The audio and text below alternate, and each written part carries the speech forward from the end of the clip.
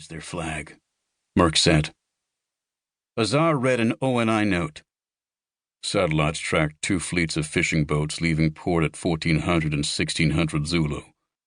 The last fleet passed through more than 3 hours ago." "At sea?" Merk looked down the strait, scratching the grease paint on his cheek. Miffed, he turned to the trawler, trying to figure out how it became a straggler. Was it delayed because of a crew issue? Did it have engine trouble? Whatever the reason, Merk and Azar crouched behind the gunwale, holding fast as the ship's waves rolled toward them, watching the fishermen start to unfold piles of nets across the deck. Merk dialed into a mental checklist, ticking off items he had prepared for the mission. He had painted or taped all of the accessories in the rib black. Or did he? He ran through the list. Plastic-clad laptop, beacons, flashlights, scuba gear, flare gun, and first aid kit. Check. He had smeared his face with black grease paint. Check. He wiggled his digits in the fingerless gloves and pressed them against the inflated bow. In darkness, he and Azar should be invisible. The first wave surged the rubber boat. The second wave bobbed it up and down. A third swell rocked the rib sideways. Merk eyed Azar, who pointed with his eyes back to the trawler. Merk looked over. The fishing ship slowed down hard, plowing bow waves as it lurched into a drift. Did the crew spot them? Did they sense something? "Why are they slowing down right over my fins?"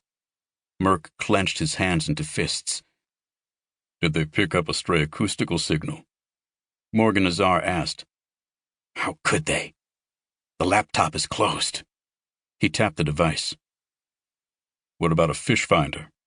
Azar queried, watching the trawler. "Something's not right." Merk flashed 2 and then 5 fingers, signaling Lieutenant Azar that the Pacific bottlenose dolphins would stay underwater longer without coming up for air. The hand sign meant another 5 to 7 minutes, or twice the normal dive time for the sea mammals to surface and breathe. Eyeing the trawler, Merk recalled that kind of long, tense wait from before, exposed in enemy territory with no exit. Only the last time, it was off the coast of China a decade ago. That neuro-association prickled his fingertips. He felt his heartbeat pulse in his wetsuit. Scanning the bottom of the sea floor a half-click south, the Navy dolphins swam down to a depth of 30 meters. They were contouring the layout of the gas pipeline that would one day deliver crude oil from Iran's South Pars Phase 12 offshore platform to Oman's refineries. As the trawler drifted away, Merk opened the laptop and swiped the glide pad. The laptop cam biometrically scanned the whites of his eyes to access the software. He looked up at the ship, drifting, slowing. His fingers hovered above the color-coded keyboard. The yellow key sent a signal packet in the cetacean's language up to a military satellite that beamed the data back down to a D-pod, a dolphin communication pod bobbing on the surface. The black hockey puck-shaped D-pod converted the data stream into digital whistles. Radio waves don't travel well in salt water. Like a submarine that deploys an antenna or buoy on the surface to enhance communication, Merk deployed the D-pod to better stream video captured underwater by the dolphin's dorsal cams.